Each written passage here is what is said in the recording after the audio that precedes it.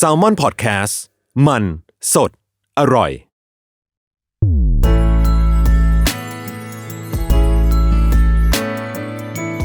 Worldwide Podcast โลกทั้งใบให้วายอย่างเดียวยินดีต้อนรับเข้าสู่รายการ Worldwide โลกทั้งใบให้วายอย่างเดียวค่ะโอ้ยไม่รู้ว่าโชคชะตาหรือธรรมะจัดสรรกันแน่เพราะว่าเราได้แขกคู่นี้มาใน EP ครบรอบวันเกิดของเราพอดี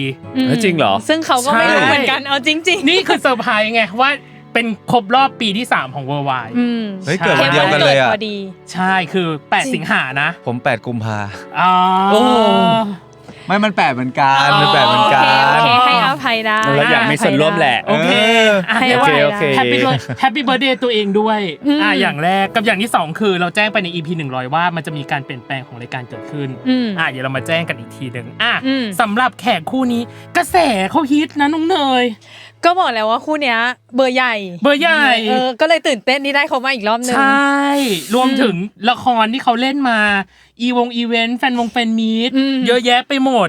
แล้วที่สำคัญคือคู่เนี้ยเป็นคู่ที่ได้รับยอดวิวของ YouTube ของเราในปีที่แล้วของ Worldwide สูงที่สุดว้าวจริงเหรอใช่จริง is real โอ้ยเพิ่งรู้มาครั้งนี้เขามาในรูปแบบของซีรีส์8ตอนออนไปแล้ว3ตอนเราอยากรู้การดีไซน์ตัวละครของเขามากมีคำถามเยอะมากเยอะจริงๆว่าเขาทำกันบ้านกับบทได้ยังไงยินดีต้อนรับแขก EP ที่104เข้าสู่ปีที่3ของเราจากซีรีส์ Law of Attraction กฎแห่งรักดึงดูดยินดีต้อนรับแจมรัชตากับฟิล์มธนภาสวัสดีครับสวัสดีครับเกินยาวสุดๆเกือบหน้านึงเพราะว่ามันวันเกิดไงขออันนี้หน่อยโอเคอย่างแรกเราขอแวะแซวหน่อยของอันที่แล้วมีคนแซวมากว่าคุณน่ะไม่ได้นั่งใกล้กันเลยคุณสังเกตตัวเองไหมไม่ EP ที่แล้วเนี่ยนั่งกันคนละฝ้าเลยเอ้าเหรอใช่9เดือนต่อมามันพัฒนาขึ้นนั่งใกล้กันมากขึ้นเปล่าไม่เป็นโซฟาเป็นเก้าอี้แทนโต๊ะมันเล็กกันโต๊ะมันเล็กขึ้นอย่างแรกพี่ถามไปถึงตอนที่เราถ่ายทีเซอร์เลยคือไพลอตพี่เรียกมันว่าไพลอตตอนนั้นน่ะความเข้าใจตัวละครตินกับชาญกี่เปอร์เซ็นต์ของผมยังอยู่ประมาณสักประมาณยังประมาณ80ประมาณ 80% อุ้ยก็เยอะอยู่นะเพราะว่าเราตอนนั้นเราอ่านเรื่องย่อเนาะมันด้วยความเป็นครูด้วยเราเข้าใจว่าความเป็นครูประมาณแบบนี้แหละที่อยู่กับเด็กในพาร์ทตรงนั้นคือตัวละครตินเนี่ยครับมันจะตรงๆไปเลยคือรักก็คือรักเกลียดก็คือเกลียดมันกล้าทำในทุกทางแบบเต็มที่อยู่แล้วเต็มร้อยอยู่แล้วก็เลยรู้สึกว่ามันก็มนุษย์คนนึงที่มีความรู้สึกที่ชัดเจนกับความรู้สึกตัวเองไปเลยรักก็คือรักเกลียดก็คือเกลียดโมโหคือโมโหอย่างเงี้ยผมก็เหลือแค่ดีเทลอีก 20% ที่เล็กๆน้อยๆที่แบบว่าเราจะมาผสมยังไงให้มันเกิดเป็นตัวละครที่สมบูรณ์แล้วตัวของชาญเองล่ะในความเข้าใจของฟิล์มตอนนั้นกี่เปอร์เซ็นต์ผมว่าตอนที่ผมคุยกับพี่วอผมว่าผม100แล้วนะโอ้เพียงแต่ว่ามันเป็นไพลอตมันก็จะไม่เหมือนกันคือณโมเมนต์นั้นมันถ่ายเพราะว่ามันเป็นไพลอตด้วยการทำไพลอตด้วย1นาทีครึ่งมันจะต้องเล่าอะไรหลายๆอย่างมาก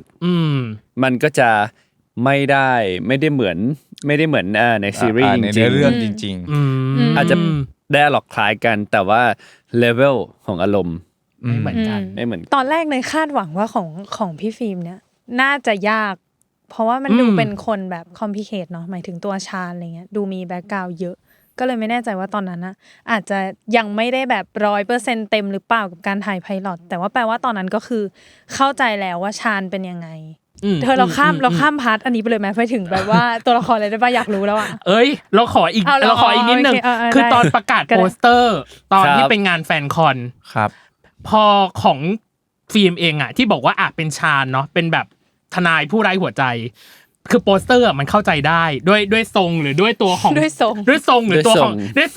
ของชุดสูทเองที่มันเกิดขึ้นแต่ตัวของตินเองที่เป็นแจมที่แจมบอกว่าเรื่องเนี้ยเล่นเป็นครูพละทุกคนไม่เชื่อไม่มีใครเชื่อผมเลยทำไมทุกคนไม่เชื่อทำไมไม่รู้1คือพี่ไม่รู้ว่ามันเกิดอะไรขึ้นกับอย่างที่2คือพี่รู้สึกว่ามันมีเสียงอื้ออึงมากว่าเฮ้ยเราบอกความจริงไปแล้วแต่คุณเลือกที่จะไม่เชื่อรู้สึกยังไง กับสิ่งนี้ที่แบบคนไม่ได้ไว้วางใจในสิ่งที่เราบอกเลยอ่ะ คนไม่ ไม่เชื่ออะไรกับเราเลย ใช่ ไม่คือจริงๆอ่ะด้วยการแต่งตัวของตินในโปสเตอร์ครับ ครับ มันเหมือนตำรวจมันเหมือนอะไรใช่ไหม ใช่ มันรู้สึกว่ามันรู้สึกแบบเป็นหนังเสื้อหนังกางเกงยีนอย่างเงี้ยมันยังไม่เห็นความแบบว่ามาใส่เสื้อวอร์มความเป็นครูพละที่เขาเข้าใจอ่ะ อ๋อ ยังไม่ออก มันยังไม่ออก จากโปสเตอร์ จากโปสเตอร์อย่างเงี้ยครับแล้วด้วยอารมณ์ตอนที่เราถ่ายโปสเตอร์กันเนี่ยมันคือไปเทคอารมณ์กับความแค้นและความแบบความเสียใจที่มันอยู่ในตามันไม่ใช่อารมณ์ที่แบบตอน ไม่ใช่ ที่ อยู่ในใจเหรอ อยู่ในใจด้วย เฮ้ เฮ้ย คนหน้าบ้านแหละมันแค้นอยู่ในตา ไม่มันมีความแววตา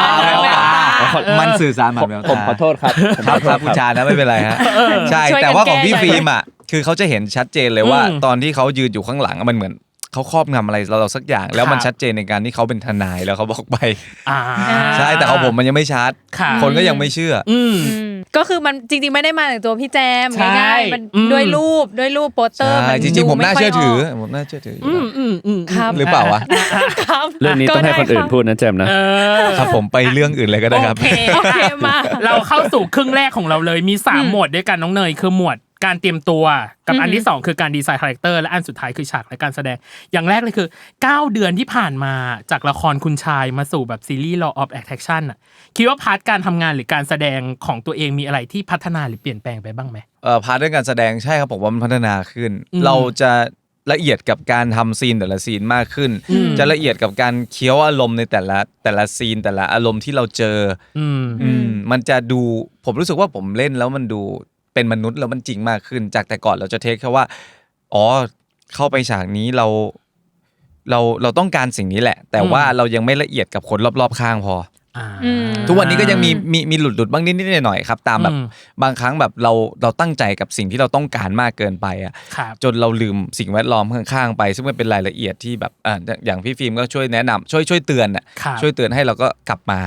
าอยู่กับสิ่งแวดล้อมที่เจออะไรอย่างเงี้ยครับก็ยังมีตรงเรื่องนี้แต่ผมว่าผมก็ยังพัฒนาอะไรขึ้นไปได้อีกเหมือนกันเดี๋ยวก็ต้องเก็บประสบการณ์แล้วมันเจอสิ่งใหม่ๆไปเรื่อยๆครับมันไม่ใช่ว่าพอเราเจอสิ่งนี้เราเอามาปรับใช้ได้เลยคือบางอย่างมันไม่เหมาะกับตัวเราก็อาจจะปรับใช้ไม่ได้ถ้าเราลองแล้วมันไม่โอเคผมก็รู้ไว้แต่สักวันหนึ่งเราอาจจะได้ใช้มันก็ได้อย่างเงี้ย ก็คือเก็บไปทีละนิด ใช่ก็เก็บเห็นพี่เขาเล่นเห็นพี่เขาโดนพุ่มกับบีฟแล้วพี่เขาไม่เข้าใจง่ายจังเลยอะทำไมเรายังไม่เข้าใจตรงนี้เราก็จะพยายามสังเกตว่ามันจุดไหนมันประมาณไหนเงี้ยก็หลังจากนั้นก็เริ่มเข้าใจครับแล้วอย่างของฟิล์มเองล่ะคิดว่าตัวเองพัฒนาหรือเปลี่ยนแปลงจากคุณชายมาสู่เรื่องนี้ยังไงบ้างหนึ่งอย่างที่มันเปลี่ยนแปลงไปอย่างชัดเจนมันคือเรื่องของบทคนที่มีเลเยอร์มากขึ้นหมายถึงว่า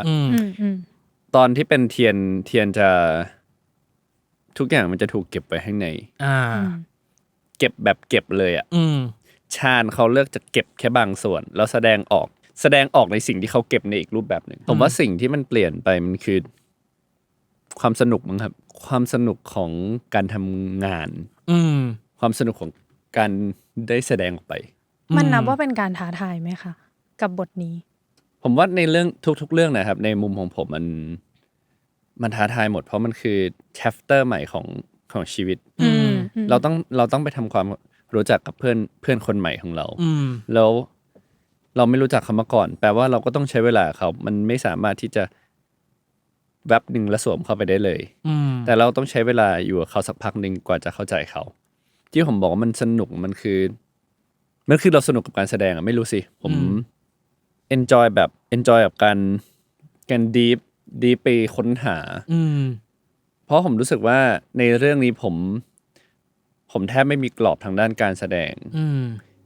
ว่ามันต้องเป็นแบบนี้ไม่รู้ในความรู้สึกผมก็รู้สึกว่าผม enjoy มันมากเพราะว่าผมสามารถเล่นอะไรก็ได้ที่ผมอยากเล่นอันนี้ในมุมตัวเองเนาะที่แบบจากเรื่องคุณชายมาสู่ Law of Attraction ครับแล้วในมุมแบบพาร์ทเนอร์กันล่ะเห็นแบบการพัฒนาของอีกฝ่ายหนึ่งไหมว่าจากเรื่องนั้นมาสู่เรื่องนี้เขามีการพัฒนาในด้านนี้มากยิ่งขึ้นอะไรเงี้ยพูดพี่อะขำสิพี่พูดไปเลยก็มองหน้าก็ขำแบบว่าจริงจังเลยนะแล้วอ่ะยังไงล่ะยังไงหมายถึงว่ามีบ้างไหมกับ อีกฝั่งนึงว่า อย่าง เขาพัฒนาเราเห็นอันนี้นะว่าเขาเปลี่ยนแปลงไปจากเรื่องที่แล้วที่เราเล่นด้วยกันอะไรเงี้ย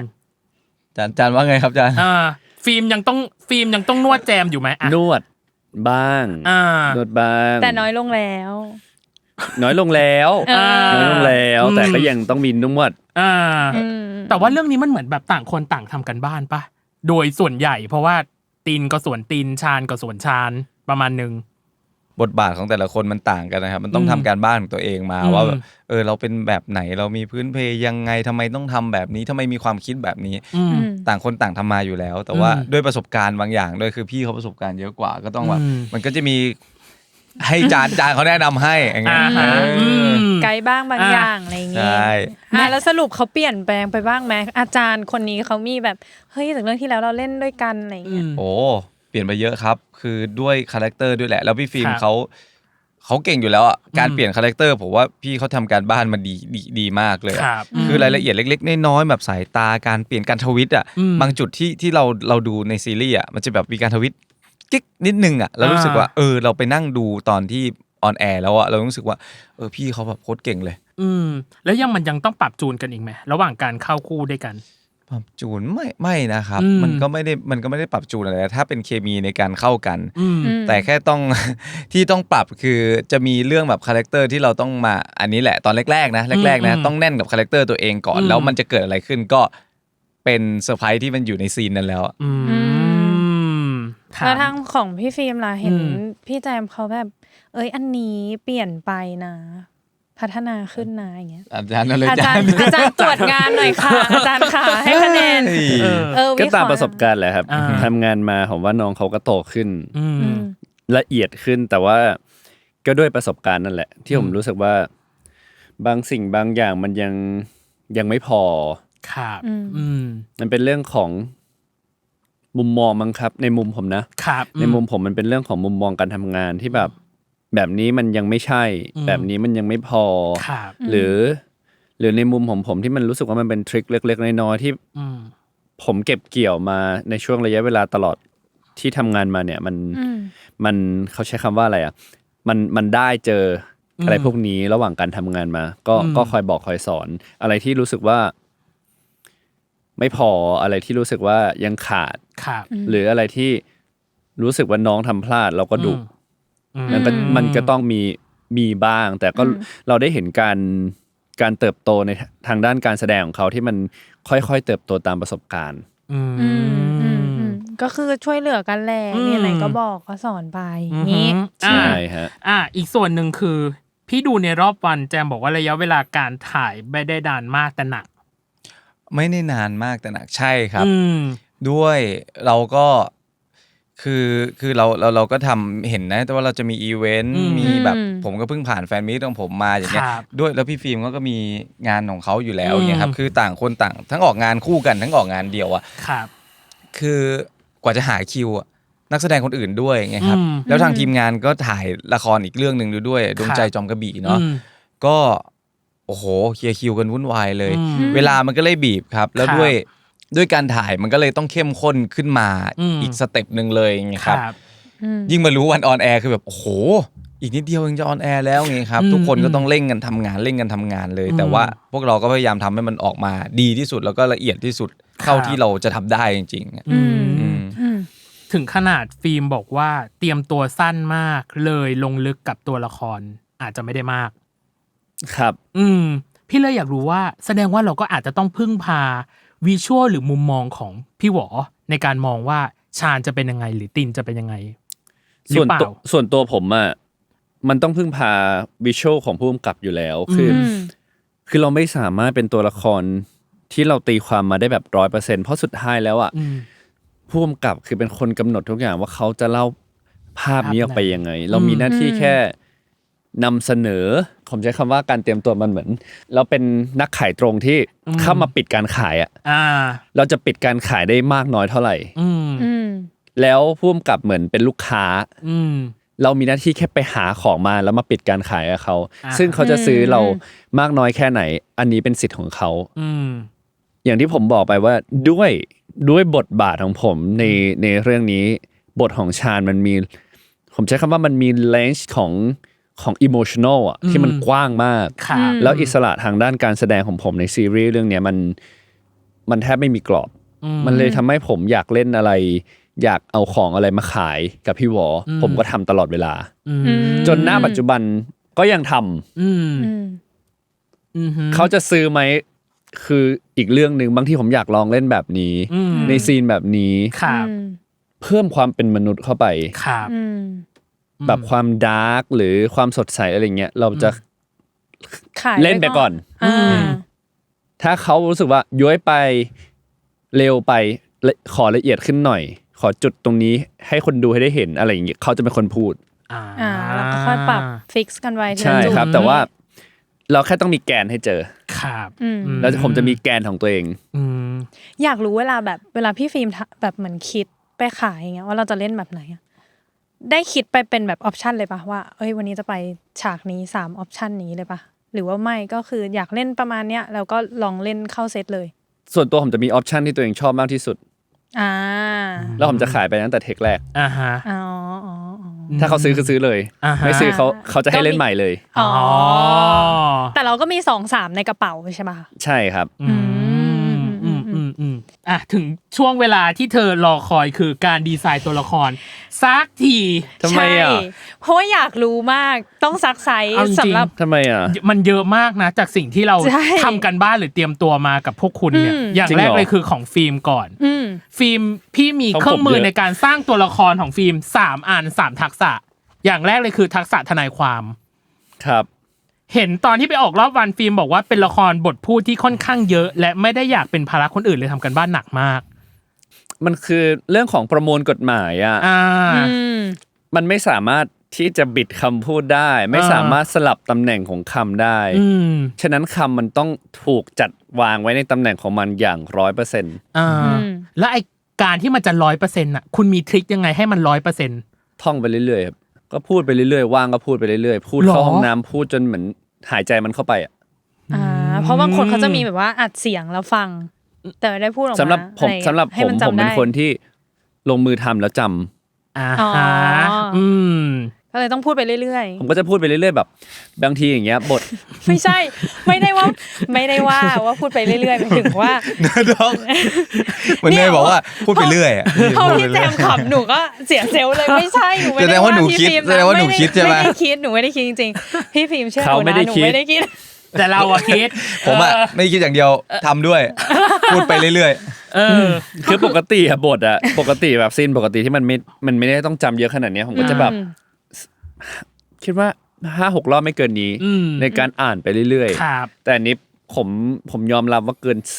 10ยังมีอันไหนที่จำได้อยู่ตอนนี้ปะ ไม่ได้แล้วหมดซีนคือลืมเลย อ๋อ เป็นสายแบบว่าจบซีนแล้วดีลีททิ้งเลย ใช่เหมือนตอนสอบเสร็จปุ๊บโยนทิ้งเลย คืนครูไปเลย ไปวิชาต่อไปแล้วอะไรอย่างนั้น อันนี้คือส่วนแรกของทักษะแรก เครื่องมือที่2คือทักษะการเลือกสิ่งที่ใช่และการตัดช้อยในเมโลป๊อปฟิล์มใช้คำว่าชาญมีความทริกกี้ในตัวของเขาทริกกี้ในที่นี้ตามพจนานุกรมที่พี่ไปเปิด เกลียดนะ ยุ่งยากมีความยุ่งยาก ซับซ้อน ไม่ชอบมาพากล ครับ ขยายความหรือชี้ชัดคำว่าทริกกี้ให้พี่หน่อยว่า อันเนี้ยแหละชาญมันทริกกี้หรือสิ่งเนี้ยแหละที่มันทริกกี้สำหรับ หรือบอก ชาญ เป็นฉากก็ได้ ห นะ รือเป็นการกระทำก็ได้อ่ะ ดูแล้วรู้สึกสงสัยไหม เอา เคยสงสัยไหมว่าเขา โทษนะ เขาคิดอะไรอยู่ พี่ไม่ได้สงสัยแต่พี่รำคาญ ทำไมอ่ะ เพราะพี่รู้สึกว่ามันแบบมันยักแย่ยักยันอยู่ในตัวตลอด ยั เวลา ยันแปะ แบบมันมีความแบบ จะเอายังไง จะเอายังไงประมาณนั้น เป็นคนไม่ตรงไปตรงมา นั่นแหละ ก็คือทริกกี้ นั่นแหละคือทริกกี้ แต่ความรู้สึกหนูนะกับชาญนะถ้าเจอคนแบบนี้ในชีวิตนะเจอครั้งเดียวเราจะไม่ยุ่งอีกเลยเพราะขี้เกียจอ่านเหนื่อยนึกออกไหมหมายถึงว่าไม่รู้ว่าเขาคิดอะไรอยู่นั่นแหละ เช่นฉาก ก็เลย ต แบ อน บไม่อยากเจอไม่อยากยุ่งละ ฉากตอน EP แรกที่คุยกับแทนไทย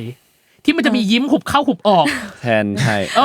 แป๊บนึงเขายิ้มบ่อยมากอันนี้หนูพูดก่อนว่าเขาแบบ ไม่มัน ยิ้ม จะ แบ แบบ บ ยิ้ม มันจะ เล มี ย ยิ้มแล้วมันจะมีแบบถ้าสมมติใครที่รู้ทันชาญมันจะหุบโดยทันทีโดยอัตโนมัติที่ไม่รู้ว่าอันนี้คือการดีไซน์ของคุณที่มีความทริกกี้อยู่แล้วป่ะไอ้รอยยิ้มนี้ไอ้สีหน้าหรือแววตาแบบนี้ สิ่งที่ผมดีไซน์อย่างเดียวคือรอยยิ้มหมายถึงว่าดีไซน์ให้เขายิ้มแต่ยิ้มแบบไหนเนี่ยมันเป็นเรื่องของข้างใน คือดีไซน์ให้ชาญยิ้มออกมาเพื่อเป็นเกราะโปรเทคเขาแล้วก็เป็นดาบที่คอยเอาไว้โจมตีศัตรูรอบข้างที่เขาใช้รอยยิ้มเนี่ยทั้งในการที่ป้องกันตัวเองแล้วก็โจมตีคนอื่น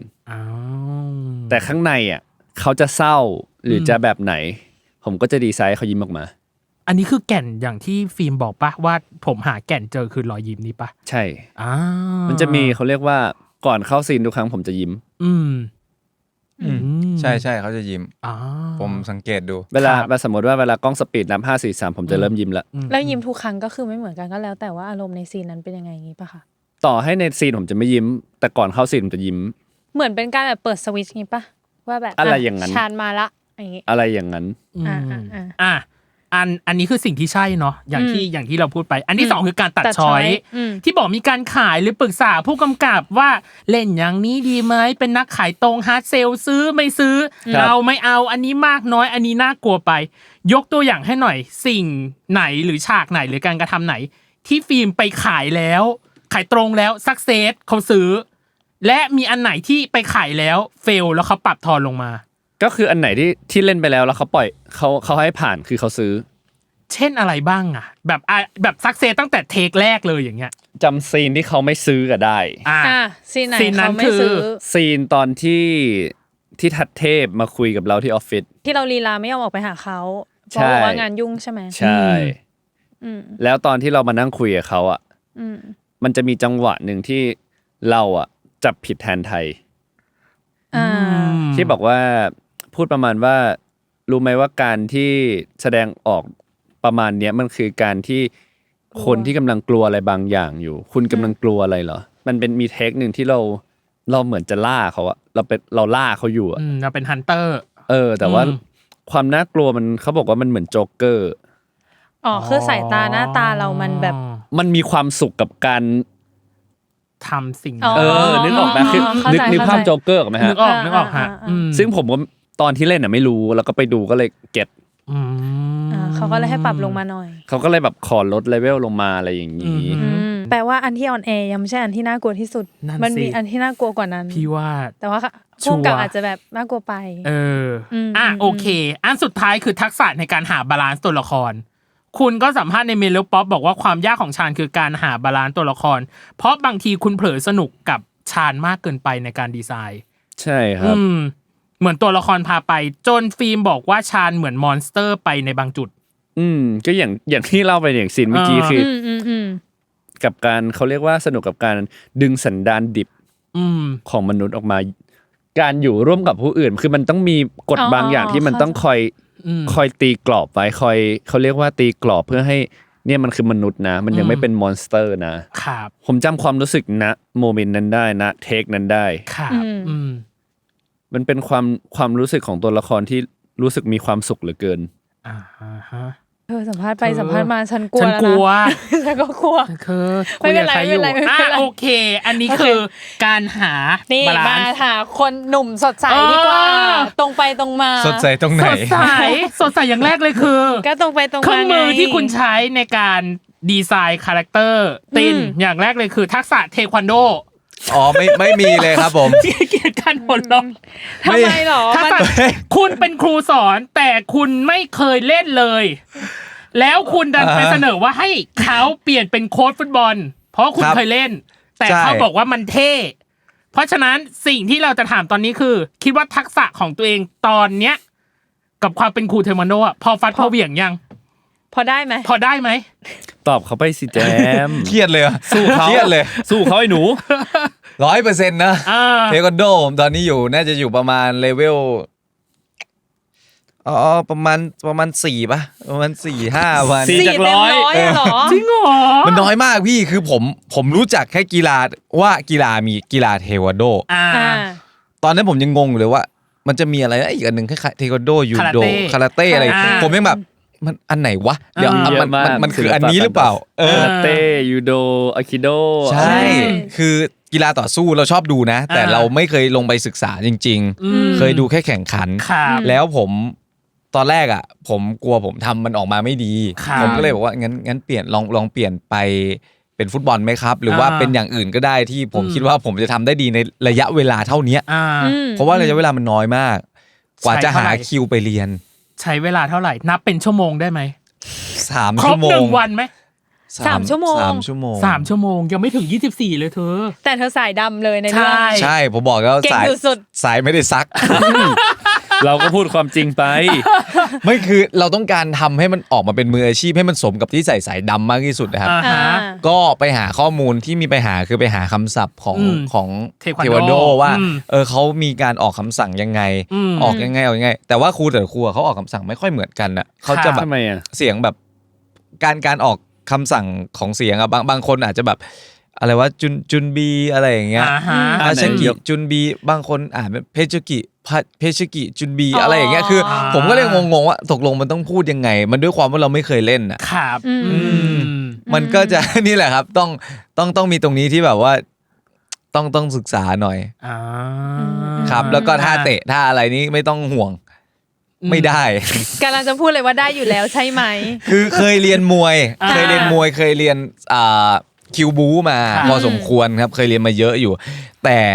พอเป็นเทควันโดอ่ะมันจะมีท่าของเขาที่แบบมันต้องตั้งการ์ดแบบนี้มันต้องแบบอึบชับต้องเตะต้องใช้ปลายเท้าอะไรอย่างเงี้ยทำไม่ได้ผมยังทำไม่ได้ขนาดนั้นแต่พยายามทำออกมาให้มันเหมือนมากที่สุดคนนี้เขามีสายนะเทควันโดอ่ะจริงเหรอสายอะไรใส่เข็มขัดไม่เอานะใส่อะไรอย่างงี้ไม่เอานะใส่เบลใส่อะไรอย่างงี้ไม่เอานะเขาแข่งเทควันโดมาก่อนไม่จริงเหรอคะแล้วคือสายสีอะไรจบที่แดงครับอ๋อแล้วอย่างงี้ก็ต้องมีการแบบให้คำแนะนำไหมล่ะเห็นเขาเข้าฉากเป็นคุณครูสายดำนั่งขำอย่างเดียวว่าส่วนใหญ่จะเป็นขำเห็นไหมล่ะฉันว่าแล้วมีแนะนำมีช่วยโอเคเราหลบตามันดูไม่น่าเชื่อถือกว่าเดิมอีกอ่ะพี่มีช่วยในแบบฉากเปิดตัวอย่างเงี้ยผมก็ช่วยแบบท่านี้ไหมท่านี้สวยกว่าแต่ทำไปทำมาไม่สวยสักท่าเอาท่าที่คิดว่าสวยที่สุดก็เป็นในนี่แต่ว่ามันจะมีจริงๆในเทควันโดมันจะมีท่าเตะเยอะแต่ว่าผมก็เสนอท่านี้ให้พุ่มกลับไปให้แจมเตะสรุปแจมเตะออกมาไม่เวิร์กก็เลยเป็นท่าที่เวิร์กที่สุดแล้วก็จะแบบเตะเขาดูอะไรอย่างนี้โอเคทักษะแรกผ่านไปทักษะที่2ทักษะการรับมือกับบทยาวกับบทยาวแจมบอกว่าบทยาวมากในซีน1ซีนมันยาวมากที่พูดในรอบวันรับมือกับการจำบทอย่างนี้เหล่านี้ยังไงให้มันสมูทให้มันเป็นธรรมชาติคืออย่างของผมเวลามันยาวมันจะยาวตอนที่แบบอารมณ์มันขึ้นสุดในบางจุดแบบสมมติจะด่าคือมันด่ายาวเลยไอ้ตัวตินอ่ะมันจะด่ายาวเลยแต่พอมันจะแบบบอกรักหรือพูดอะไรซึ้งๆอ่ะมันก็จะพูดยาวเหมือนกันมันจะเป็นคนแบบนี้หรือไม่พูดก็คือไม่พูดเลยในซีนจะยืนอยู่เฉยๆมันต้องทำความเข้าใจว่าทำไมเหมือนถึงต้องพูดแบบนี้อย่างพี่ฟิล์มก็แนะนำผมไปว่าเนี่ยมันต้องแบบแยกกันไปเลยว่าอันนี้จะพูดเพื่ออะไรมีอะไรอยู่ในนั้นบ้างเราจะพูดเรื่องอะไรเพราะมันมีอยู่ครั้งนึงที่ตอนนั้นน่าจะพูดมัน10 กว่าบรรทัดอ่ะไอซีนนั้นน่ะที่พี่ฟิล์มลากไปแบบมานี่ไม่เดี๋ยวแล้วก็บอกพี่เขาก็บอกเพราะมันยาวจริงๆมันเป็นซีนที่น้องที่เล่าประวัติต้นข้าวให้ชาญฟังอันนี้ออนไปแล้วที่นั่งอยู่ในห้องอะครับแล้วมันหลากหลายอารมณ์อะมันมีทั้งอารมณ์คิดถึงมันมีอารมณ์ทั้งอารมณ์เศร้าแล้วเราต้องเทคคู่ที่อยู่ข้างๆเราด้วยอย่างเงี้ยแล้วก็มันจะเศร้ามากเกินไปก็ไม่ได้อีกมันคือความแบบน่ายินดีที่มีหลานคนนี้อยู่ในชีวิตเราอะมันหลากหลายอารมณ์พร้อมกับบทที่เราต้องเข้าใจมันมากๆนะครับเวลาพูดไปนั่นแหละตรงนี้ก็จะยากหน่อยแต่ว่าของผมจะเป็นคนที่ไม่ได้มานั่งจำขนาดนั้นถ้าจำคือจะจำไม่ได้มันต้องเข้าใจกับมันแล้วก็พูดไปเลยอย่างเงี้ยอันนี้คือยังทำได้แต่ว่าต่างกับพี่ฟิล์มที่พรเป็นตัวกฎหมายมันแค่มินนิ่งไม่ได้เนาะมันต้องแบบคำแบบ exactly เลยอันนั้นต้องเป๊ะจริงเหมือนเทควันโดเหมือนกันที่ผมไปอันนั้นผมก็ต้องพูดเรื่อยๆพูดให้มันเข้าปากพูดให้มันเป๊ะถ้ามันผิดไปก็อาจจะโดนเขาด่าเอาก็ได้ไงสุดท้ายละในการสร้างตัวละครตินก็คือทักษะการเล่นดราม่าชีวิตตินคือหนังดราม่า1เรื่องหนังชีวิตอะทั้งแบบหลานประสบอุบัติเหตุทั้งนู่นนั่นนี่เยอะแยะมากมายคิดว่าตัวเองจัดการกับโหมดดราม่าหรือว่าเรียกน้ำตาตัวเองได้ดีแล้วหรือยังดีหรือยังล่ะครับผมว่ามันก็ยังไปได้สุดมากกว่านี้อีก มันมาจากอะไรเนาะถ้าจะถามว่ามันน้ำตามันมาจากอะไรหรือโมเมนต์ตรงนั้นมันเกิดอะไรขึ้นทำไมถึงเป็นแบบนั้นออกมาผมว่าไม่ว่าจะใครก็ช่างอ่ะที่เป็นชีวิตมนุษย์คนหนึ่งอ่ะเราสูญเสียคนที่เรารักมากๆไปยิ่งมีสตอรี่กับเขามาตั้งแต่เด็กอ่ะขนาดผมเคยเทียบกันนะผมเคยเก็บนกตัวหนึ่งได้ครับเก็บมาประมาณ5 วันเองเขาตายโอ้โหผมแบบไปรับพาไปโรงพยาบาลนะแล้วผมรับกลับมาใช่ไหมผมนั่งอยู่เบาะคนขับอ่ะผมไม่มองนะแต่ตอนที่แบบมันมีครั้งหนึ่งตอนจะลงรถแล้วอ่ะคือปิดสวิตช์ปั๊บจะลงรถไปอุ้มกล่องเข้ามาผมร้องแบบจะตายเลยอะร้องมาแค่5 วันเองอะแต่เนี่ยคือหลานเราที่เราเลี้ยงมาตั้งแต่เด็กอะเขาสำคัญกับชีวิตเราหมดเลยเขาเกิดมามีแค่เขาพ่อแม่เราตายไปเรามีแค่เขาเหมือนลูกเราอะเราสูญเสียเขาไปมันมีทั้งอารมณ์ของความช็อกทั้งมันจริงหรือเปล่าทั้งความเสียใจที่เกิดตรงนั้นทั้งความแค้นที่ใครทำหลานกูวะมันทุกอย่างมันเข้ามาในชีวิตเราหมดอ่ะมันก็เลยออกมาเป็นอารมณ์ตรงนั้นไปไงครับซึ่งผมไม่ได้แบบว่ามากำหนดว่าเดินเข้าไปต้องร้องไห้น้ำตาต้องมาตรงนี้ไม่มันไม่ร้องก็คือไม่ร้องมันไม่ร้องก็คือไม่ร้องแต่ถ้าเกิดปลายทางอยากให้มันร้องเราต้องหาจุดที่จะจุดตรงนั้นให้ติดให้ได้แต่ไม่ได้จุดที่ตัวเราต้องไปจุดกับตัวละครแต่จุดหนึ่งที่พี่ติดขึ้นมาเลยคือตอนที่แม่ดวงดาวมากอดตินบอกว่าแบบมันไม่ใช่ความผิดของตินไม่เป็นไรนะไม่เป็นไรอันนั้นคือพี่ชอบมากแล้วพี่ร้องไห้กับฉากนั้นหรือว่าฉันอินกับเรื่องของความสัมพันธ์แบบนี้เนาะเล่นกับแม่ดวงดาวเป็นไงบ้างอ่ะคือเคยร่วมงานกันมาในเวลากรรมเทพครับแต่ว่าตอนนั้นยังไม่ได้มีความสัมพันธ์อะไรกันในตัวละครแค่รู้จักกันเฉยๆพอมาเป็นเรื่องเนี้ยคืออดาวน่ารักมากเขาจะช่วยบอกเราทุกๆอย่างเลยด้วยประสบการณ์ที่เขามีด้วยแบบความที่คล้ายย่าผมมากอ่ะอันนี้คือหนึ่งเลยคือไม่รู้นะว่าทีมเขียนบทไปแอบสืบมาหรือเปล่าว่าแบบย่าอายุเท่านี้นะย่าเป็นประมาณแบบนี้นะอะไรอย่างเงี้ยซื่อๆอารมณ์แบบนี้แล้วอดาวคือเหมือนเลยอ่ะมันก็เลยลิงก์กันง่ายครับแป๊บเดียวมันก็แบบเชื่อมต่อกันได้เลยอย่างเงี้ยแล้วอดาวก็ช่วยแบบว่าในชีวิตจริงเหมือนกันเนี่ยเรานั่งเข้าฉากกันไม่ต้องเรียกอาแล้วอายุเราห่างกันเรียกย่าเลยเรียกย่า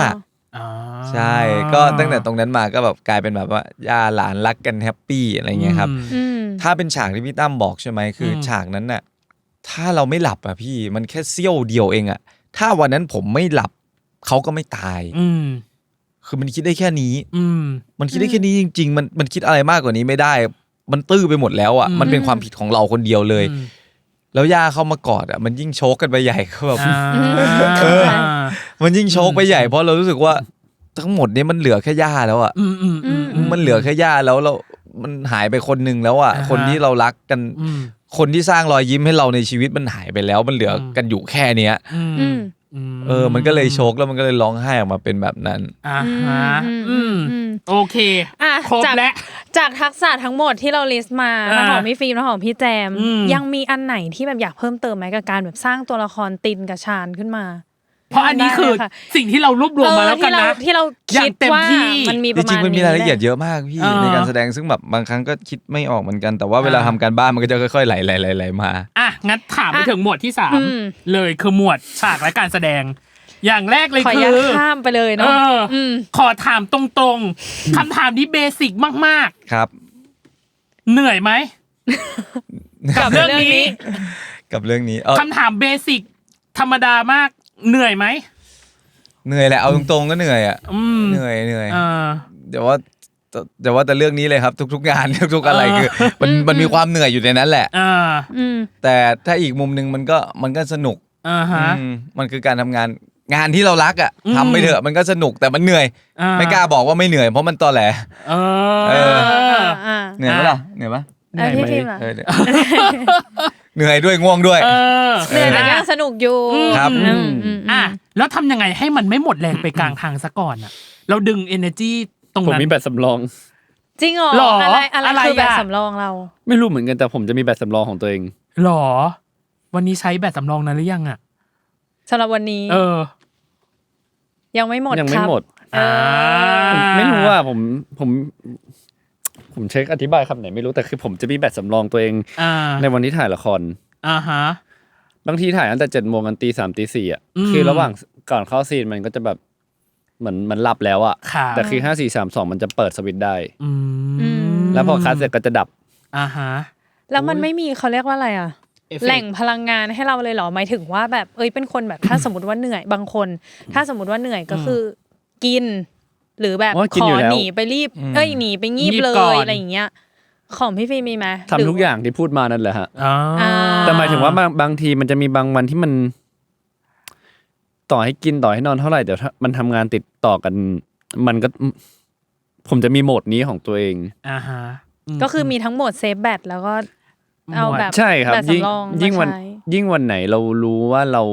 ราถ่ายเยอะเราถ่ายดึกแล้ววีคนั้นถ่ายดึกเราจะอยู่กับตัวเองเยอะที่สุด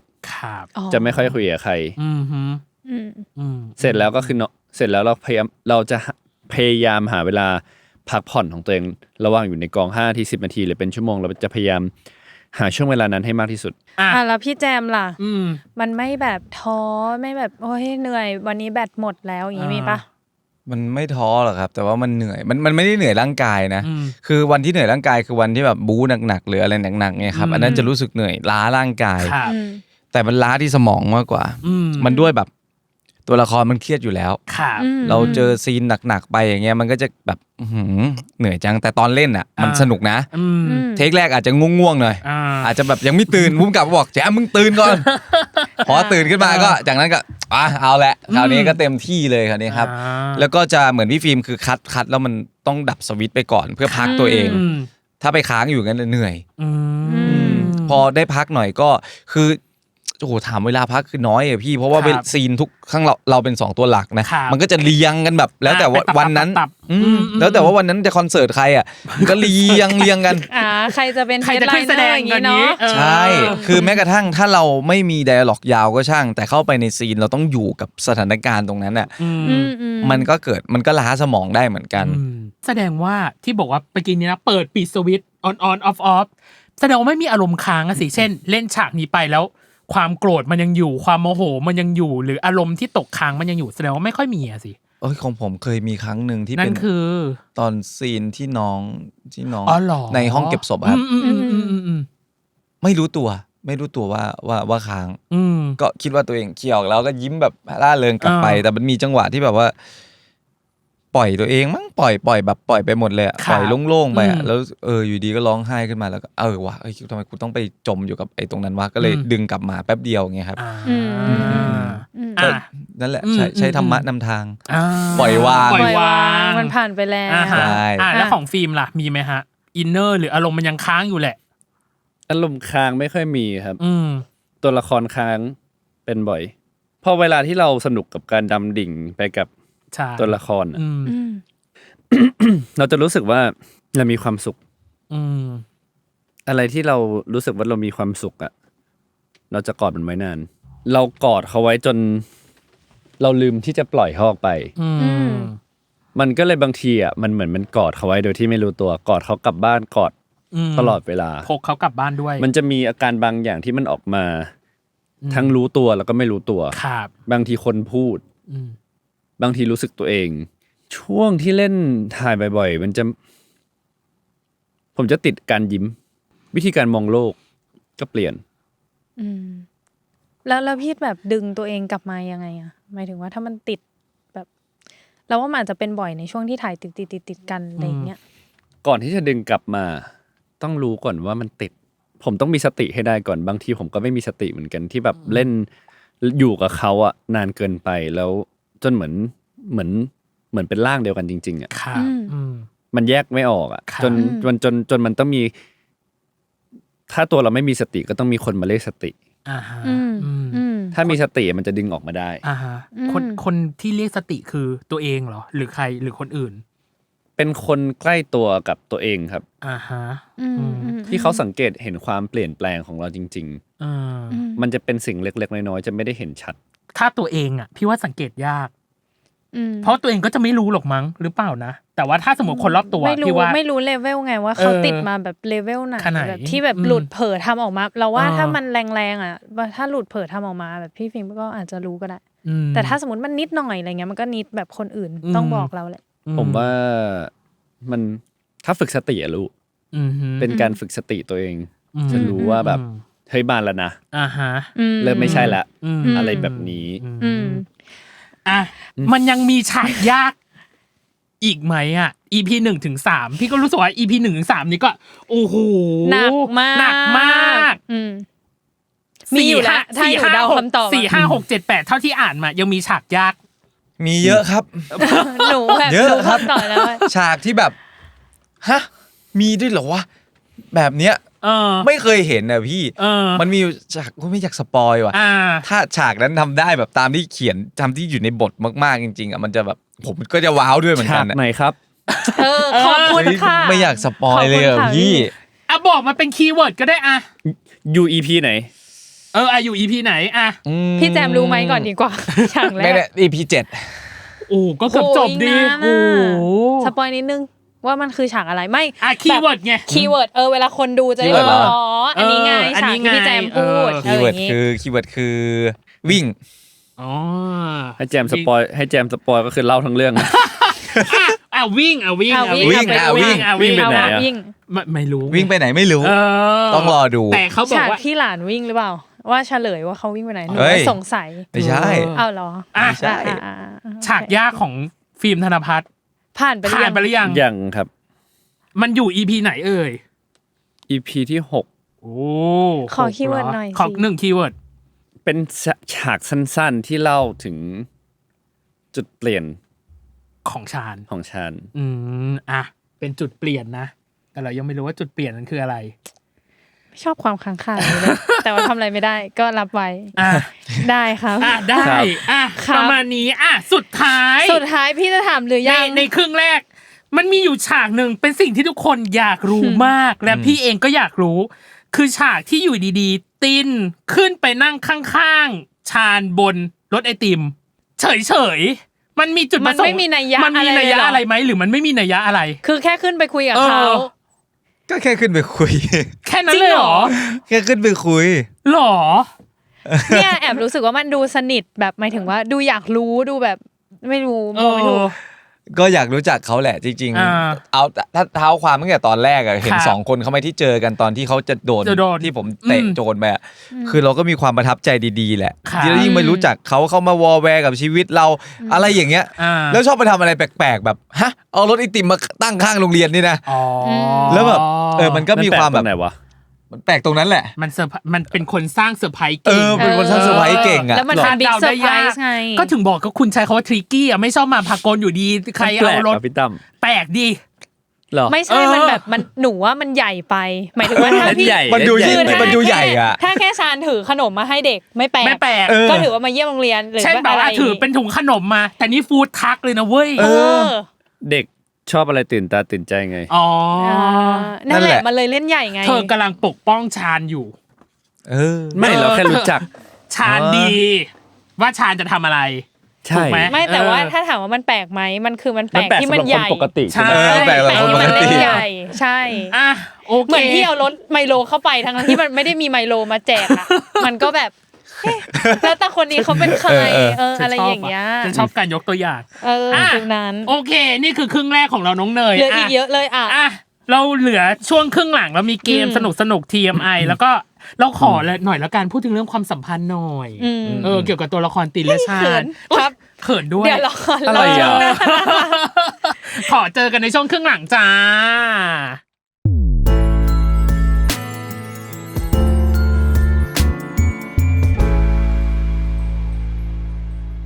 กลับมาในช่วงครึ่งหลังของเวอร์ไวจ้ะน้องเนยคำถามจากแฟนคลับ เริ่มเลย TMI ของเรา Too Much Information ข้อมูลที่รู้ก็ได้ไม่รู้ก็ได้ อย่างแรกเลยคือ หมวดทั้งคู่ก่อน ถ้าเป็นแจมและฟิล์มเจอสถานการณ์แบบเดียวกับที่ตินและชาญเจอ คิดว่าจะสู้แบบขาวใสหรือจะใช้วิธีเดียวกับชาญ คงทั้งสองแบบมั้งครับโอ้โหคนที่เรารักตายแบบ ที่เราไม่เราไม่รู้ว่ามันเกิดอุบัติเหตุจริงหรือเปล่าอ่ะเป็นผมคงแบบระเบิดลงไปก่อนแล้วอ่ะแล้วค่อยตั้งสติทีหลังช่วงที่จะไปทำเขาอ่ะผมก็คงมีสติขึ้นมาแหละว่ามันไม่คุ้มกับที่เราต้องเสียไปถ้าเป็นตัวผมนะครับโอเคแล้วอย่างฟิล์มล่ะครับทั้งสองเหมือนกันมั้งไม่รู้ครับแต่คำถามที่ตอบยากเหมือนกันเพราะเราไม่รู้ว่าณโมเมนต์นั้นจริงๆถ้าเรื่องนี้เกิดขึ้นกับตัวผมจะตัดสินใจยังไงครับของแต่ละคนบ้างอย่างเช่นของแจมก่อนเคยพูดไปในเทปพรีเมียมของเราเพลย์พรีเมียมอีกแล้วWorldwide 71ว่าอยากทำบ้านให้คุณย่าแฟนคลับเลยมาถามความคืบหน้าว่าได้รีโนเวทบ้านย่าไปแล้วหรือยังเสร็จแล้วครับเสร็จแล้ว 100%เนาะครับผมแต่ก็มันมีสิ่งที่อยากทำต่อเหมือนกันแหละนั่นคือบ้านต่างจังหวัดส่วนใหญ่เราจะเห็นเขาจะไม่มีรั้วกันใช่ไหมครับในอนาคตถ้าสมมุติว่าเรามีงานเยอะขึ้นหรือเราเก็บเงินได้เพิ่มขึ้นแล้วมีทุนพอที่แบบอยากจะทำตรงนั้นได้ผมก็คงอยากจะทำรั้วให้ย่าแหละให้มันเป็นเขาเรียกว่าอะไรให้มันรั้วรอบขอบชิดอ่ะด้วยอายุตีรั้วอะไรต่างๆใช่ด้วยอายุของย่าก็เยอะแล้วเราไม่รู้ว่าใครเขาจะมาแบบไหนกันมาแล้วไม่รู้จะหวังดีหรือไม่หวังดีอะไรอย่างเงี้ยครับ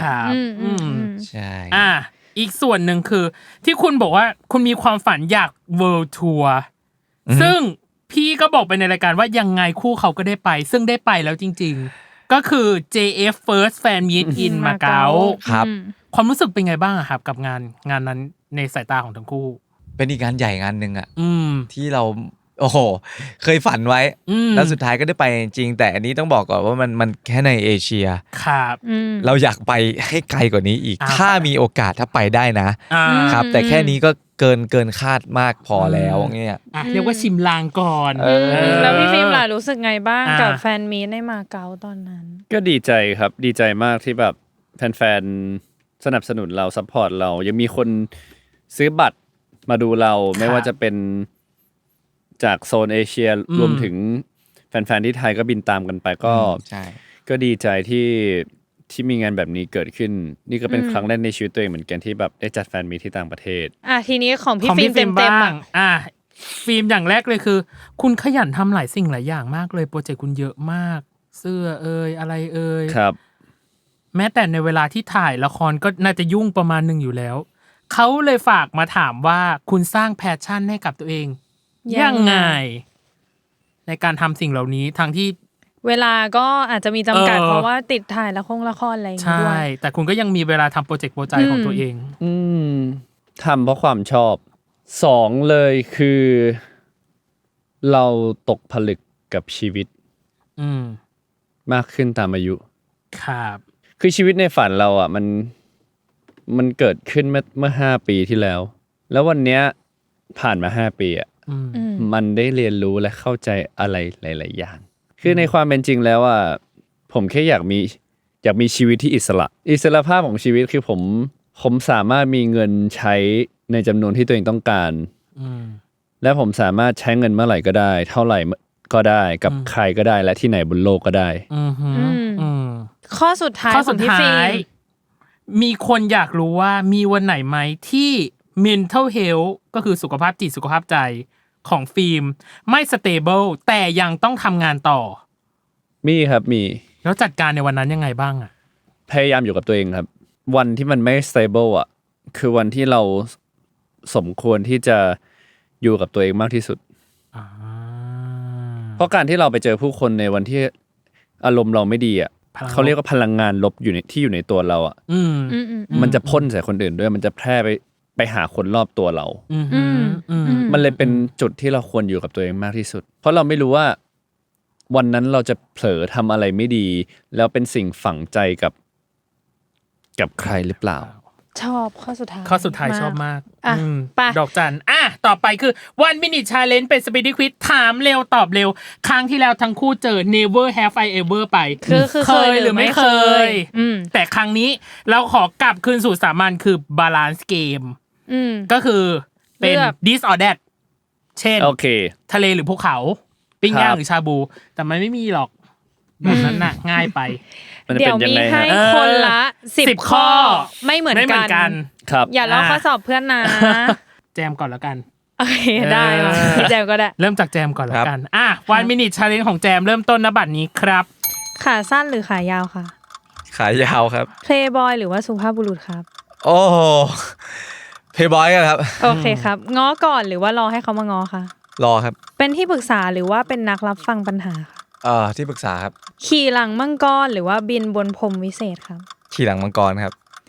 บุฟเฟ่ต์หรือว่าอาหารตามสั่งค่ะ ตามสั่งครับ อ่านไลน์แล้วไม่ตอบหรือว่าไม่อ่านเลยค่ะ อ่านไลน์แล้วไปตอบไม่อ่านเลย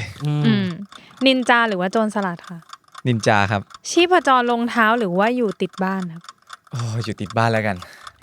รถติด1 ชั่วโมงหรือว่าหลงทาง1 ชั่วโมงค่ะ ลงทาง1 ชั่วโมงครับ โอเคหมดแล้วค่ะ โอ้โหคำถามแบบแต่ละอันคือ หนูเชื่อว่ามันมีข้อหนึ่งที่เราอยากทำเหมือนกัน ใช่ เดี๋ยวค่อยกลับมาเดี๋ยวเราแวะมานะ ต่อไปของพี่ฟิล์มนะครับ1 minute challenge ของพี่ฟิล์มเริ่มต้นณบัดนี้ครับ อ่านเงียบๆหรือว่าเปิดเพลงคอขณะอ่านนะ อ่านเงียบๆครับ หอมหน้าผากหรือว่ากอดจากด้านหลังค่ะ กอดจากด้านหลังครับ ถ่ายรูปเผลอๆหรือว่าถ่ายรูปแบบมองกล้องครับ ถ่ายรูปเผลอๆครับ พระอาทิตย์ขึ้นหรือพระอาทิตย์ตกค่ะ พระอาทิตย์ตกครับ เก็บความลับเก่งหรือว่าเก็บความลับไม่อยู่ค่ะ เก็บความลับเก่งครับ อยู่บนโลกที่มีไดโนเสาร์หรืออยู่บนโลกที่มีคุณเพียงคนเดียว อยู่บนโลกที่มีคุณเพียงคนเดียวครับ แอคชั่นหรือว่าคอมเมดี้ค่ะ แอคชั่นครับ คาเฟ่สายชิคหรือว่าผับสายตืดค่ะ คาเฟ่สายชิคครับ คนที่เราชอบหรือคนที่ชอบเราค่ะ คนที่เราชอบครับ มีสัมผัสที่6หรือคุยกับสัตว์ได้ค่ะ คุยกับสัตว์ได้ครับ หมด มา มา ซักไซส์กันดีก แจ ว่า มเริ่มต้นจากแจมก่อนเธอถามเลย ข้อที่ดูตัดสินใจนานสุดๆ แล้วก็หัวเราะออกมาเลย คิกคักคิกคัก เพย์บอยหรือ หรือ สุภาพบุรุษ สุภาพบุรุษ ทำไมมันเลือกยากอะไรขนาดนั้น เออ เรามั่นใจเลย คือมันแล้วแต่ช่วงเวลาไงว่าเราจะเป็นยังไงดีอย่างเงี้ยแต่ว่า อ๋อ ด้วยความเป็นสุภาพบุรุษอ่ะมันก็ดีนะ มันดีเลยแต่ว่าความเป็นเพย์บอยมันก็ดูสนุกดี ก็เลยเลือกเพย์บอย เลือกเพย์บอยรู้สึกมันสนุกกว่า มันชิลดี สุภาพบุรุษก็สนุกได้ จริงเหรอ ก็สนุกคนละแบบ กับอีก โเค ข้อหนึ่งที่ดูเหมือนจะคิดนานมากคืออ่านไลน์แล้วไม่ตอบหรือไม่อ่านเลย ปกติเราเป็นคนแบบไหน กำลังคิดอยู่ครับว่ามันมีทั้งอ่านแล้วไม่ตอบจะรู้สึกค้างคาจังเลยอย่างเงี้ยแต่มันก็จะมีแชทที่ไม่อ่านเลยก็เลยแบบงั้นไม่อ่านดีกว่าสบายใจกว่า แสดงว่าเป็นสายดองแชทอะดิไม่ได้สายตอบไว ก็ดองนะ อาจจะด้วยไม่ว่างไม่มีเวลายุ่งอะไรก็ว่ากันไป คือยุ่งจนลืมอะไรบางครั้งไงครับ ของฟิล์มบ้าง ได้ อย่างแรกเลยคือ อยู่บนโลกที่มีไดโนเสาร์กับอยู่บนโลกที่มีคุณเพียงคนเดียว มีตัวเองแค่คนเดียวนะหรอทำไมอ่ะ เราไม่เหงาหรอ หรอความเหงามันเท่าอวกาศนะเป็นเพลงเชียว ไม่เหงาหรอ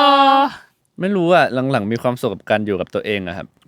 กับอีกข้อหนึ่งที่เรารู้สึกว่ายาก คือคนที่เราชอบหรือคนที่ชอบเรา ยากนะข้อเนี้ย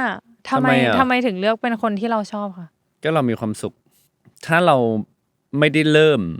ความสัมพันธ์ที่เพื่อไปทำลายเขาอะเราไม่ได้ผิดอะไรนี่นึกออกไหมฮะ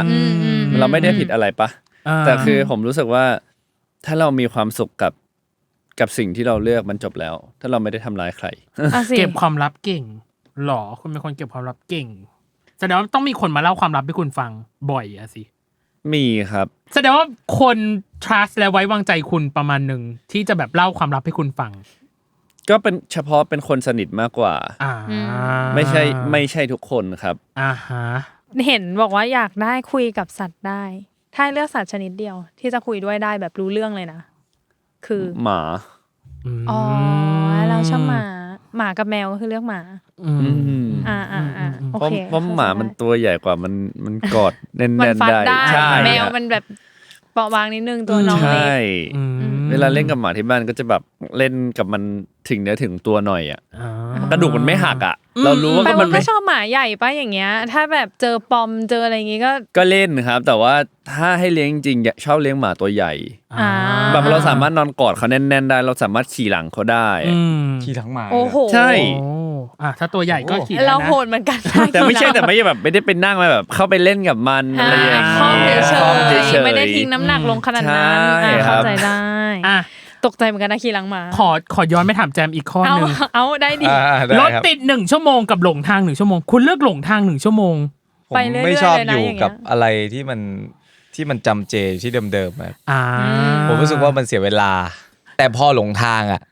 รู้สึกว่ามันสนุก explore เปิดโล ใช่ ก คือเราได้ไปเจออะไรใหม่ แต่คุณบอกว่าคุณเป็นคนอยู่ติดบ้านนี่แสดงว่าคุณก็ต้องเป็นคนชอบความแบบ ๆถ้าสมมติอยู่ติดบ้านเนี่ยผมจะมี2โหมดพี่ถ้าอยู่ติดบ้านถ้าสมมติวันนั้นว่างแล้วอยู่ที่บ้านนะคือก็จะอยู่ที่บ้านไปเลยคือจะไม่ค่อยชอบออกไปนั่นไปนี่สมมุติว่ามีแผนว่าผมอยากไปธนาคารอย่างเงี้ยวันเนี้ยแผนผมอาจจะเปลี่ยนก็ได้ว่าไม่ไปละนอนอยู่บ้านดีกว่า หรือถ้าออกไปข้างนอกเงี้ยถ้าให้ผมมานั่งรถติดอยู่ผมไม่เอาอ่ะผมว่าผมอ้อมไปทางเส้นทางอื่นที่มันโฟล์มากกว่า โอเคประมาณนี้ มาถึงหมวดที่ ฉันรอคอย เนย คือ ก็รอคอยเหมือนกัน ความสัมพันธ์และอื่นๆ ในหมวดสุดท้าย ครับ อย่างแรกเลยคือลงลึกเรื่องการสร้างความสัมพันธ์ของตัวละครตินกับชานหน่อยพี่อยากถามทั้งคู่ว่ามันมีฉากไหนที่ทั้งคู่รู้สึกว่า อันเนี้ยแหละคือความรักเริ่มก่อตัวแล้วของตินกับชาน ตั้งแต่ EP 1 ถึง ถึง EP 3 3 มันมีมาหรือยังของชานก็ดูไปสุดอยู่นะเขาก็ดูแบบ ผมชัดเจนไง เขาก็ดูเล่นไปเลย ใช่แต่ว่าที่จริงความสัมพันธ์ของคู่เนี้ยมันคือhate love relationship มันดูมีความสัมพันธ์แบบทางรักทางเกลียดอ่ะตอนแรกๆมันก็รู้สึกชอบแล้วนะที่มันเจอกันครั้งแรกอ่ะคือมันก็เจอคนที่แบบก็หน้าตาดีอ่ะตั้งแต่ตอนไอ้ที่อะไรนะกระถางต้นไม้ตกลงมา ตั้งแต่ช่วยเลย ผมว่าก่อนหน้านั้นที่เขารู้สึกชอบนะที่เขารู้สึกดีนะคือก่อนหน้านั้นตอนที่เจอกันครั้งแรกในตรอกใช่ไหมที่อยู่ในซอยที่ไปช่วยเขาอ่ะมันจะมีความแบบไอตินมันจะมีความแบบเขินๆนิดนึงแบบชวนกินข้าวเหรอแล้วแต่บังเอิญน้องไอหลานโทรมาก่อนก็เลยต้องรีบกลับบ้านอย่างเงี้ยแล้วพอมาเจอเขาอีกครั้งนึงอ่ะมันชัดเจนเลยว่าเฮ้ยมันรู้สึกดีที่เขามาหาเราที่บ้านนี่หว่าแต่พอมาได้ยินเรื่องที่เขาเป็นทนายของฝ่ายตรงข้ามนั่นแหละเนี่ยเราอะเป็นคนซะอย่างเงี้ยแต่มันมีความผิดหวังนะอย่าไปด่าเขาดิฉีกเช็คหน่อยแต่มันมีความผิดหวังนะทำไมคนที่เราชอบอ่ะถึงคิดในมุมแบบนี้ทีแรกก็ดีใจด้วยซ้ำว่าเขามาช่วยเราแล้วเป็นคนที่เราชอบด้วยอย่างเงี้ยมันเลยกลายเป็นแบบว่าทำไมต้องเป็นคนนี้ด้วยแต่ก็ชอบเขาอยู่นะแต่แค่รู้สึกไม่ถูกต้องอ่ะแค่นั้นเองแล้วมันก็มีฉากนั้นไง อะไรฉากที่เขาแอบยิ้มมาฉากกล้องวงจรปิดอันนั้นคือหรือยังคือหลุดคืออย่างที่บอกครับมันจะมีเขาชอบกันอยู่แล้วอ่ะคือตัวตินเขาชอบชานอยู่แล้วแต่มันด้วยมีกำแพงตรงนี้แหละที่รู้สึกว่ามันไม่ถูกต้องอ่ะมันก็เลยตึงๆใส่กันแล้วรู้สึกว่าอย่ามายุ่งกับผมได้ไหมถ้ายุ่งกับผมอ่ะผมอาจจะชอบคุณแบบมากๆแล้วก็ได้วันนึงผมอาจจะรักคุณไปเลยก็ได้อ่ะมันกลัวตัวเองเหมือนกันที่มันมีความกลัวใจตัวเองอ่ะใช่คือใจนึงก็ไม่อยากยุ่งใจนึงก็รู้สึกดีที่เขามาอะไรอย่างเงี้ยเหมือนฝั่งนี้ได้แก้ต่างอยู่ฝ่ายเดียวฝั่งนี้เขาชัดเจนเลยว่าเขาชอบแต่แรกเลยใช่ไหมคะใช่ครับอันนี้มีหลอกอะไรคนดูอีกไหมคะว่าจะมีตลบหลังมีแบบที่ยิ้มที่มันน่ารักใส่เขาเนี่ยจริงฉันเกลียดตั้งแต่ตอน EP แรกที่หลังจากที่วิ่งไปหาแล้วก็บอกอุ๊ยยังไม่รู้จักชื่อเลยว่าคืออะไรทำไมไม่ไหวมันเคี้ยวแบบมันจะอะไรขนาดนั้นชานเป็นคนชัดเจนไงครับก็เป็นคนชัดเจนไงชอบก็คือชอบอยากได้ก็คืออยากได้โอ้โหใช้คำว่าชานเป็นคนชัดเจนอยากตีอ่ะไม่เห็นชัดเจนเลยหนูเดาไม่เห็นรู้เรื่องหมายถึงว่าในพาร์ทตีเลยเหรอในพาร์ทที่แบบถ้าไม่ใช่พาร์ทความรักเพราะตอนนี้เรารู้สึกว่าพาร์ทความรักอะโอเคชานชัดเจนจริงแต่พาร์ทอื่นอย่างเงี้ยคุณไม่ได้เป็นคนชัดเจนคุณเป็นคนทริกกี้อย่างที่คุณบอกก็เลยไม่แน่ใจว่าสรุปเนี้ยความสัมพันธ์ที่เรื่องความรักเนี่ยจริงใช่ไหมนี่คุณแค้นแทนตินหรือเปล่าครับเนี่ยใช่หนูรู้สึกว่าแบบพี่กำลังจะโดนหลอกพี่แจมหนูว่าเขาดูแบบในมุมของความรักก็เป็นคนชัดเจนในมุมของความรักเขาก็เป็นคนชัดเจนแต่ในมุมอื่นก็ไปดูเอาเองค่อยเชื่อเลยไปข้ออื่นอีกข้อหนึ่งที่รู้สึกว่าเวลาที่ทนายอ่ะมันหลงรักครูอ่ะทนายคนนี้มันจะเป็นยังไงอ่ะสปอยได้ปะหรือบอกได้ปะคนนี้หลงรักครูแล้วมันจะมากกว่านี้ใช่ไหมมันจะมากกว่านี้ใช่ไหมมันจะเป็นแบบยังไงอ่ะการแสดงออกซึ่งความรักของทนายที่หลงรักครูอ่ะพูดก็สปอยดีก็นิดนึงไม่ได้หรอขอนิดนึงว่ามันจะแบบเข้มข้นดุเดือด เล่าร้อนโรแมนต์ เล่าร้อนเลยเหรอไม่ได้ถึงเบอร์นั้นเลยเหรอ ฉันอุตส่าห์ให้คีย์เวิร์ดอุ้ยนางยิ้มว่ะ เดี๋ยวบิดคอไอ้ตัวนั้นจะคอหักอยู่แล้วนั่นแหละ ฉันเขิน เป็ดยังโอเคไหมอ่ะ ไม่ค่อยเท่าไหร่ค่ะ บอกว่าเอามาปิดต้ม ปิด พะ ขา โล้แล้วเนี่ยตอนนี้เป็นอะมันจะขนาดไหนอ่ะ มีคำที่ถูกไหมจากการที่พี่พูดไปเมื่อกี้เนี่ย มี ว้า คือ ไม่บอก แต่ว่าพี่แจมแอบบอกว่ามันจะมีเยอะกว่านี้ใช่ไหม ความสัมพันธ์มันก็ไปเรื่อยๆแหละครับมันก็ไปเรื่อยๆแต่จะไปด้วยมูดแอดโทนแบบไหนก็ต้องรอติดตามดู มันจะจบแบบแฮปปี้ใช่ไหมคะ อย่าไว้ใจช่องวัน หุยพี่อย่าลองดู 8 ตอนอะไรก็เกิดขึ้น ชีวิต ได้ มันเครียดมาเยอะแล้ว จบแบบ จบแบบรอยยิ้ม เนี่ยหน้าตียังอ่ะ จบแบบ เมื่อกี้ใครพูดว่าหนูนะอยากตีพี่ฟิล์มไหมหนูอยากตีนี่ไง ไม่ได้อยากตีชาญใช่ไหมอยากตีพี่ฟิล์ม อยากตีพี่ฟิล์มตอนเนี้ย ไปจบแบบรอยยิ้มของติน จบแบบ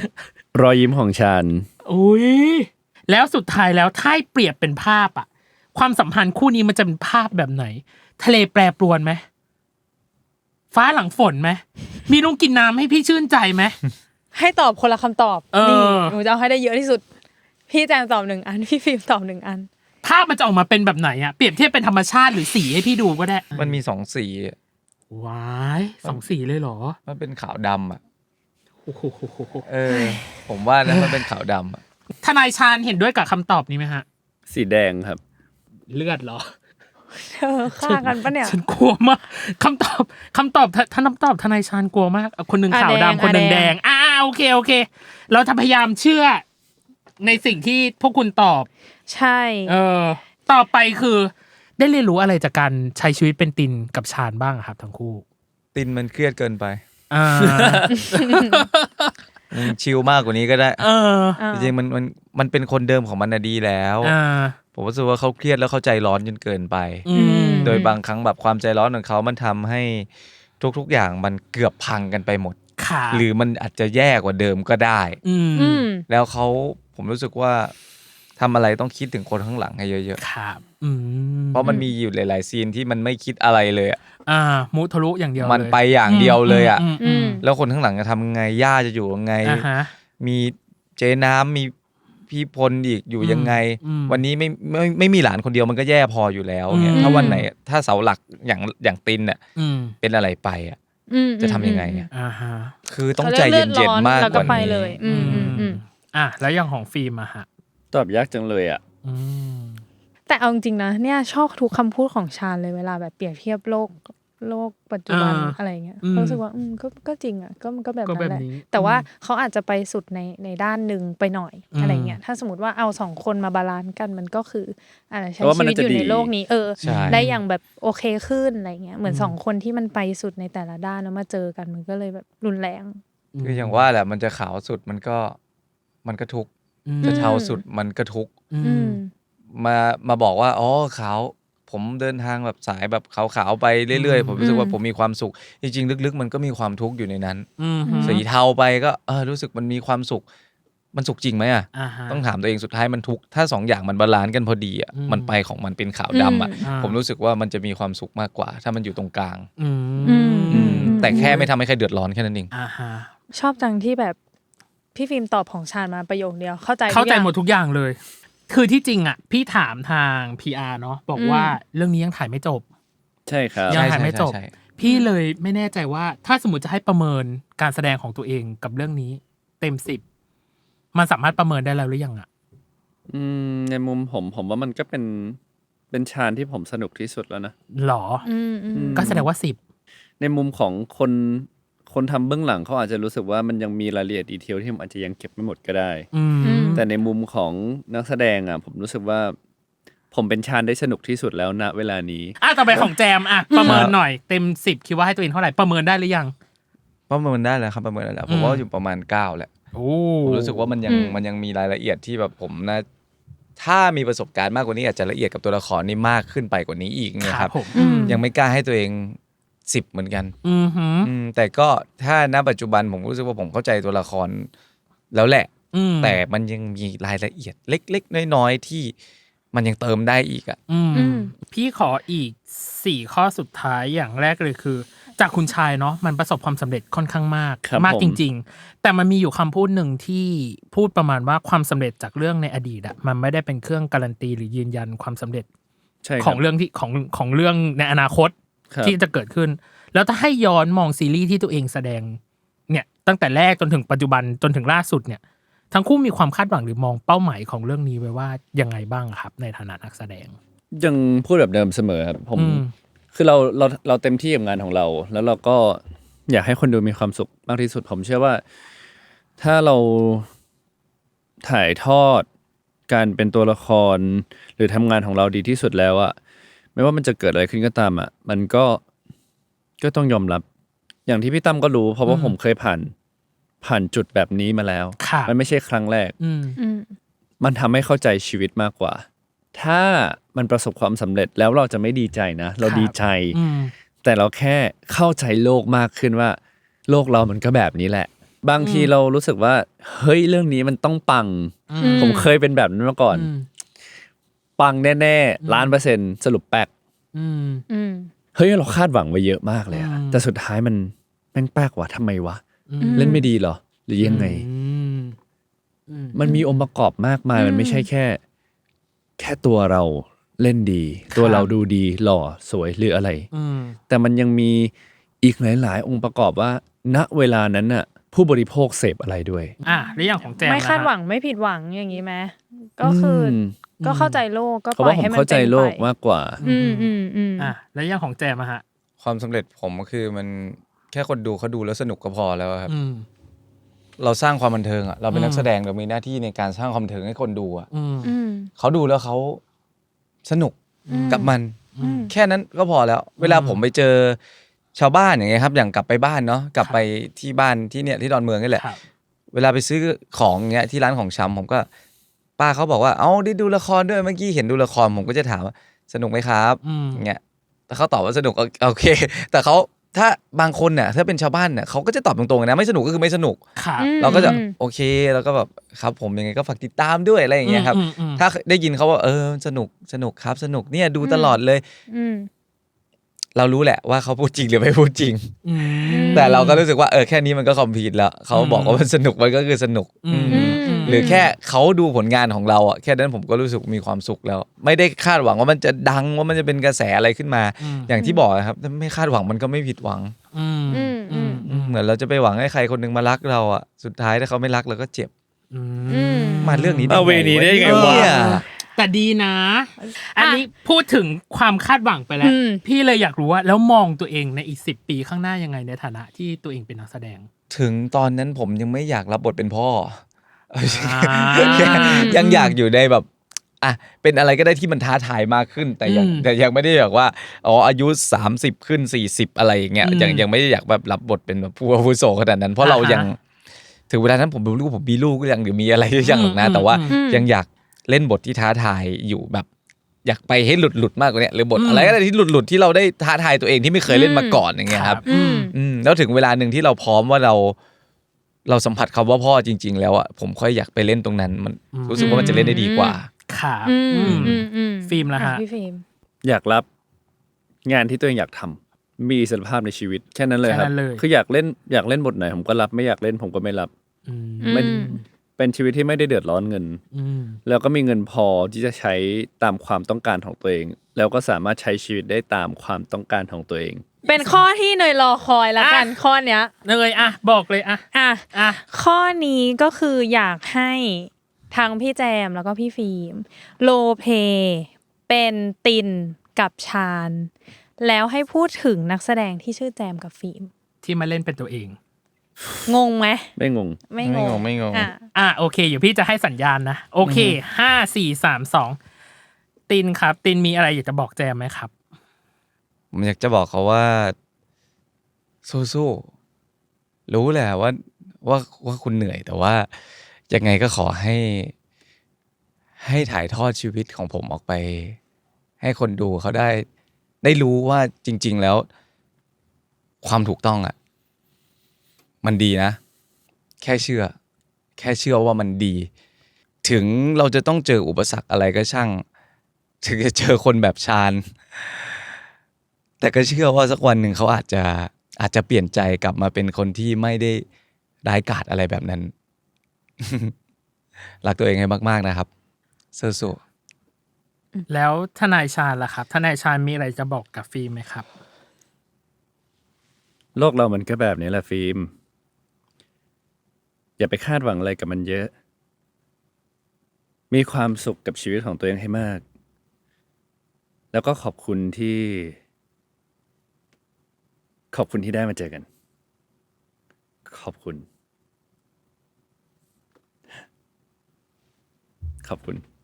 ครับเอ็นซีน ฉันหยุดหายใจไปแล้วเมื่อกี้ คนลุกยากไหมกับการที่ต้องดึงมาแบบเร็วช่วงนี้มันช่วงถ่ายทำด้วยครับมันก็เลยแบบมันไม่ได้ยากอะไรขนาดนั้นใช่แต่เมื่อกี้นี้ที่ฟิล์มบอกว่าฟิล์มจะเขาอะไรนะไม่อยากฟังไม่อยากฟังของทำไมถึงไม่อยากฟังกลัวแจมจะไม่มีสมาธิหรือเปล่าอะไรแบบนี้แต่แบบเมื่อกี้พี่แจมน้ำตาลื้นเลยนะหนูไม่กล้าสบตาเลยกลัวใช่ทำไมกลัวแบบเดี๋ยวแบบร้องไห้โหมาจริงๆเธออย่าเหมือนปรากฏการณ์ที่จิวรับบทแจมเอาจิวเข้ามาสวมร่างเหมือนคราวที่แล้วโอ้โหอันนั้นก็สะเทือนอารมณ์อยู่โอเคสุดท้ายนะฮะฝากถึงซีรีส์เรื่องนี้รออัปเดตชั่นกฎแห่งรักดึงดูดรวมถึงช่องทางการติดตามว่าอะไรยังไงก็ฝากด้วยนะครับกับซีรีส์เรื่อง Law of Attraction นะครับกฎแห่งรักดึงดูดนะครับก็สามารถติดตามนะครับแล้วก็ดูสดๆไปพร้อมๆกันนะครับทางหน้าจอช่องวัน31นะครับหรือว่าทางแอปวันดีนะครับแล้วก็ดูย้อนหลังได้ที่ True ID ครับเวลา4:15 ทุกวันเสาร์เช่นกันครับใช่ครับผมแล้วก็ตอนนี้มีเพลงประกอบซีรีส์แล้วนะครับชื่อเพลงว่าไว้ใจฉันได้เสมอครับจะเป็นเพลงที่เป็นเพลงเก่าที่เอามา new arrange ใหม่ครับก็ยังไงก็ฝากติดตามด้วยกันนะครับฝากด้วยนะครับโอเคน้องเนยฝากติดตามซีรีส์เขาไปแล้วใช่จะบอกว่าฝากติดตามรายการเราก็ใช่แต่ก็ไม่ได้สุดขนาดนั้นเพราะว่าเรามีเรื่องจะมาประกาศแหละทุกคนใช่คือว่าสงสารทั้งพี่แจมทั้งพี่ฟิล์มที่ต้องมานั่งฟังเราประกาศไม่เป็นไรอยากฟังกันเนี่ยอยากฟังเหรออยากฟังจากประเด็นที่เราแจ้งไปตอนต้นว่า Worldwide จะมีการเปลี่ยนแปลงเกิดขึ้นหลังจาก EP ครบรอบก็คือของพวกคุณเนี่ยแหละครบรอบแล้วเข้าสู่ปีที่3เป็นต้นไปพี่ดีพี่ตั้มและโคโฮต้องเนยขอพักกายพักใจเฮ้ยทำไมยังไงด้วยการปิดรายการชั่วคราวเรียกว่าออฟซีซั่นแหละขอไปพักแป๊บนึงจากการทำงานต่อเนื่องมาตลอด3ปีเธอขอแบบเป็นแก๊ปหน่อยเป็นแก๊ปขอไปพักไปไหนอ่ะบอกได้ไหมไปด้วยกันไหมล่ะยังไม่รู้ไปไหนจะไปด้วยกันไหมเอาเวลาไหนไปก่อนตอนเนี้ยซึ่ง EP นี้มันคือ EP 104เนาะเป็นของแจมและฟิล์มWorldwideของเรายังมีอีก3 EP หลังจากนี้ให้ได้รับชมกันหลังจากนี้นะโดยใช้ชื่อแคมเปญก่อนจะจากกันไปว่า Epilogue of Worldwide ก็คือบทส่งท้ายของ Worldwide นั่นเองนะจ๊ะติดตามกันได้3 EP หลังจากนี้จะเป็นยังไงเข้มๆบอกเลยดูเดือดแล้วก็เดี๋ยวเจอกันใหม่เมื่อชาติต้องการแล้วกันนะคะขอพักใจแป๊บนึงไปไหนอยากรู้ไปไหนไปกับเขาไปจบไปด้วยกันไปพี่แจมไปมาทำงานกับเธอนะเลิกเป็นนักแสดงแล้วมาทำรายการไหมไปไหนนักแสดงก่อนเป็นนักแสดงก่อนตอนนี้นะโอเคจบกันไปที่เรียบร้อยแล้วสำหรับ Law of Attraction กฎแห่งรักดึงดูดจากการรีเทิร์นกลับมาพูดคุยกับแจมและฟิล์มอีกครั้งหนึ่งหวังว่าในอนาคตแล้วกันในอนาคตหวังว่ารายการเรากลับมาแล้วก็2คนนี้จะได้พูดคุยกันอีกครับแล้วหวังว่าในตอนเนี้ยยอดวิวเนี้ยจะถล่มทลายเหมือนครั้งที่แล้วครับครับชอบจังนักเรียนดูตั้งใจเรียนสุดๆแล้วก็ขออวยพรให้ซีรีส์เรื่องนี้ติดเทรนด์ปังในทุก EP จนไปถึง Final EP เลยวันนี้ขอบคุณทั้งแจมและฟิล์มมากครับขอบคุณนะคะขอบคุณครับขอบคุณนะคะขอบคุณคุณผู้ฟังด้วยที่ติดตามมาจนถึงนาทีนี้และ EP นี้น้องเนยยังไงอย่าลืมติดตาม3 EP สุดท้ายอย่างที่เราบอกไปเนาะของ Worldwide โลกทั้งใบให้ไวอย่างเดียวในทุกวันอังคารทุกช่องทางของ Salmon Podcast นะคะสำหรับวันนี้พีดีพี่ตั้มแล้วก็น้องเนยนะคะแล้วก็รวมถึงแจมและฟิล์มต้องขอลาไปก่อนนะครับผมสวัสดีครับบ๊ายบาย